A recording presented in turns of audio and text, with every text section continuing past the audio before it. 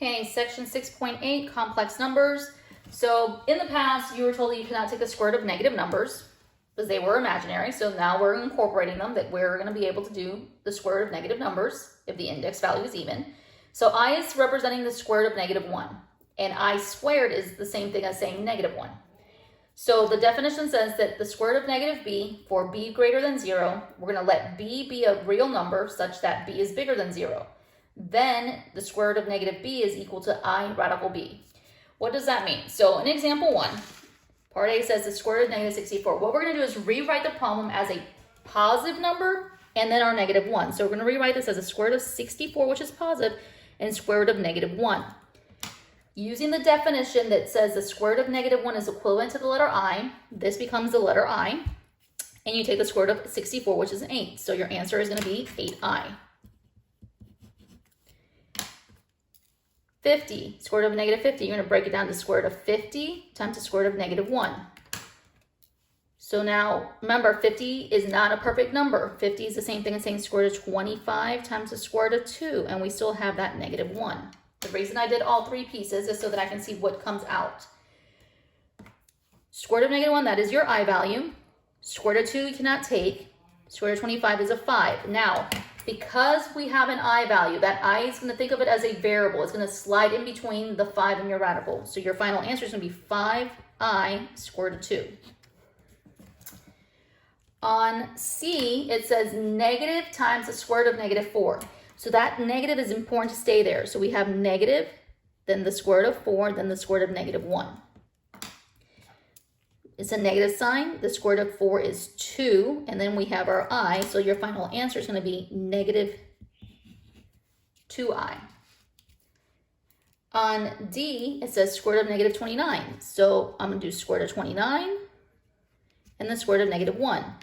I am still the square root of 29. I can't do anything with it, but I can bring down that I. So then my final answer is going to be I square root of 29. Example 2, it says square root of negative 100 over the square root of negative 25. We do not combine the two pieces. You're going to break it down into the square root of 100, square root of negative 1, over square root of 25, square root of negative 1. So now we see 10I over 5I. Now the i's cancel, and you reduce 10 by 5, and you get an answer of 2. Not always does it work, but usually it does this way. So here it says square root of negative 25 times the square root of negative 9. So we get the square root of 25 square root of negative 1 times square root of 9 square root of negative 1. So square root of 25, that's my 5 with an I. 9 is 3 with an I. So now we're looking at 15I squared. By definition, we know that I squared represents negative 1. So we're actually becoming 15 times negative 1.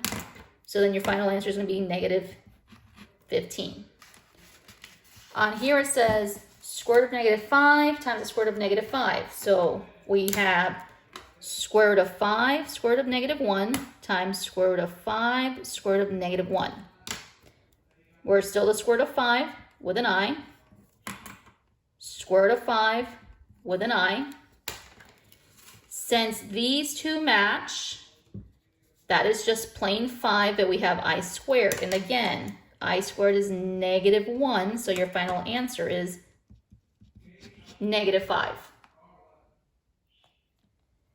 Powers of I. So there's a pattern for the I values if you want to determine what do you end up with.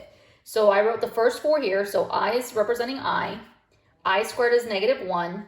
I to the third power is negative I, because technically that is I squared times another I squared is my negative 1 with an I. I to the fourth, that is just saying I squared, which is positive 1. Negative 1 times negative 1, there's my positive 1. So I tend to use I to the fourth power as my base when trying to determine what do I result in. So in example 3, it says I to the 13th. You rewrite I to the 13th as I to the fourth in parentheses raised to a power. Well, I to the fourth, if I raise to the third power, that gives me 12 with an extra I. Well, we know that I to the fourth is positive 1 raised to the third power with an I. So we just get 1 times I, so your answer is I. On I to the 18th, again, rewrite it as I to the fourth. 4 goes into 18, that's 4 times with I squared. So now we see 1 raised to the fourth power and I squared is negative 1. So positive 1 times negative 1 results in negative 1. I to the 107. So we're going to rewrite that as I to the fourth. 4 goes into 107. 4 goes into 107, that's 26 times, because 4 times 25 is 100. And then we have, and then we're adding another set of 4s, that's 104. And then we have I to the second and an I. And the reason I did the I to the second is because there's 3 pieces left over. This is 104. To get to 107, that's 3 steps. So I squared and an I. I to the fourth, that's positive 1 raised to 26 times. I squared is negative 1. And then we have our I value. So 1 times negative 1 times an I results in negative I. I to the 32nd power, if we rewrite it, we get I to the fourth. Well, 4 goes into 32 8 times. So it's basically saying the value of 1 to a power of 8. So our answer is 1. A complex number is a number the form of a plus bi, where a and b are real numbers and I is squared to negative 1. So conjugates. We learned about conjugates previously in section 6.6. So it's in the form of a minus b times and a plus b when we were doing difference of squares. Normally we see it as a plus b times a minus b, and we use the formula a squared minus b squared. Well, it applies also to complex numbers with the imaginary value. So there's my a minus b with an I and a plus b with an I. So in example 5, they want us to add 1 minus 5i plus negative 3 plus 7i. So what we're going to do is we're going to group our pieces together. So I see 1 plus a negative 3 plus negative 5i plus 7i. I kept the signs so I can group my terms. So 1 plus a negative 3, that is negative 2. Short 5 found 7, I have 2 with an I, so here is my result. On example B, it has a negative sign. So it says negative 1/4 plus 3/5 I minus the parentheses 1/2 minus 1/10 I. So I'm distributing the negative in first. So I see negative 1/4 plus 3/5 I minus a 1/2 plus a 1/10. So now this is what we're seeing. The negative sign is here, and I changed it to a plus sign. So when I group, I see negative 1/4 minus a 1/2 plus sign. I see positive 3/5 I, positive 1/10 I. When I distributed the negative sign, it changed the second ones, kept these the same. Now, we cannot add and subtract factors without common denominators. So 4 and 2, common denominator would be a 4. So you multiply top and bottom of the 2 to get there. Same thing with our complex portion. 3/5 and 1/10. Common denominator has to be a 10. So I need to change it to a 10 power, 10 value for my denominators. So multiply numerator and denominator by 2, we have a 6. Now we can do our math. I'm short $1, found short another 2. I'm short 3 parts of 4 pieces. Had 6, gained 1. I have 7 over 10 I.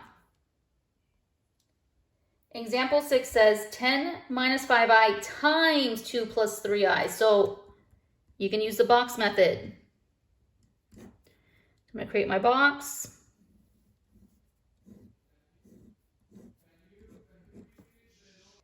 So we have the multiplication dot, we have 10, negative 5i, 2, positive 3i.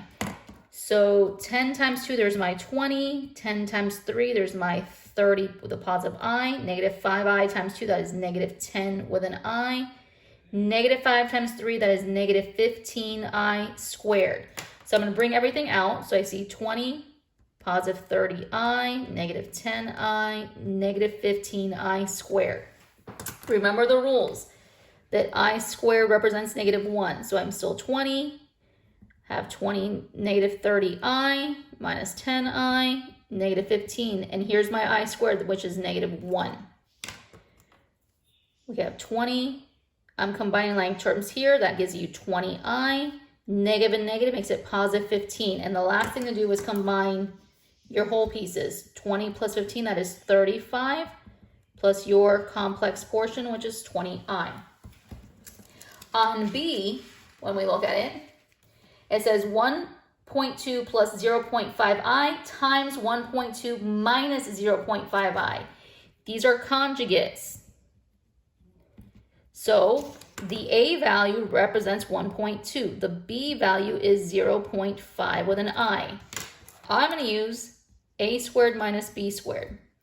So 1.2 squared minus 0.5, which I'm squaring individually, and then the I squared.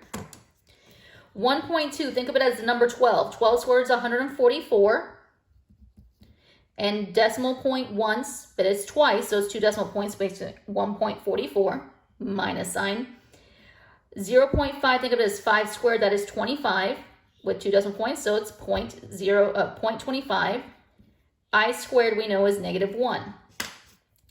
So I see 1.44, and I'm negative and negative makes it positive.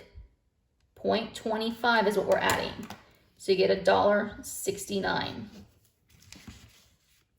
Okay, example 7 says 4 minus 3i divided by 5 plus 2i. Again, this actually follows what we did in 6.6 using conjugates. So you're multiplying the numerator and denominator by the conjugate of the denominator. So in this instance, it says 5 plus 2i in the denominator, so we're going to use 5 minus 2i for numerator and denominator to get rid of it. So we're going to work with the top line first. So we're going to use the box. So I see 4 minus 3i, 5 minus 2i. So 4 times 5, there's my 20. 4 and negative 2, that is negative 8 with an I. Negative 3 and 5, it's negative 15 with an I. Negative 3 and negative 3, that's positive 6, and 2 i's makes it I squared. Bring everything out. So I see 20 minus 8i minus 15i plus 6i squared. I'm going to go ahead and combine my middle two terms. So I see 20 minus 23i plus 6i squared. Remember that I squared is negative 1. So I'm going to write negative 20 minus 23i plus 6 times negative 1. So I know that it's changing the value. So we get 20 minus 23i, now minus 6. These two, the 20 minus 6, are your like terms. That's 14 minus 23. That's what my numerator line becomes. So I'm going to have 14 minus 23i over. Then we got to go to the bottom line. The bottom, when we look, it says 5 plus 2i and 5 minus 2i. So it's the conjugates. So the A value is a 5. The B value is a 2. So you're going to use A squared minus B squared. And remember, it's a 2 with an I. So we have 5 squared minus, in parentheses, 2 squared, and then I squared. 5 squared is 25, minus sign, 2 squared is 4. And then remember that I squared is negative 1. So we get 25, negative 4, and negative 1 makes positive 4. So we get 29 for our sum, so our denominator is a 29. And it does not reduce because 14 is even, 23 is a prime number, and 29 is a prime number. Example 8. If they give you 6 plus the square root of negative 18 over 9 and they want you to simplify, first, isolate that negative out. So rewrite it as 6 plus square root of 18, then the square root of negative 1 over 9. Then, since 18 is not a perfect square root, write it as a perfect square root and a prime number. So I'm going to rewrite it as 6 plus the square root of 9, square root of 2, square root of negative 1 over 9. Square root of 9 is a 3. So I see 6 plus 3 square root of 2, and we know square root of negative 1 is the letter I. over 9. Rewrite the I over, so we become 6 plus 3i square root of 2 all over 9. Now, when you're at this point, you have to reduce if possible. 3, 6, and 9 are factors of 3. So 3 goes into itself 1 time, into 6 2 times, into 9 3 times. So your result is actually 2 plus I squared root of 2 divided by 3.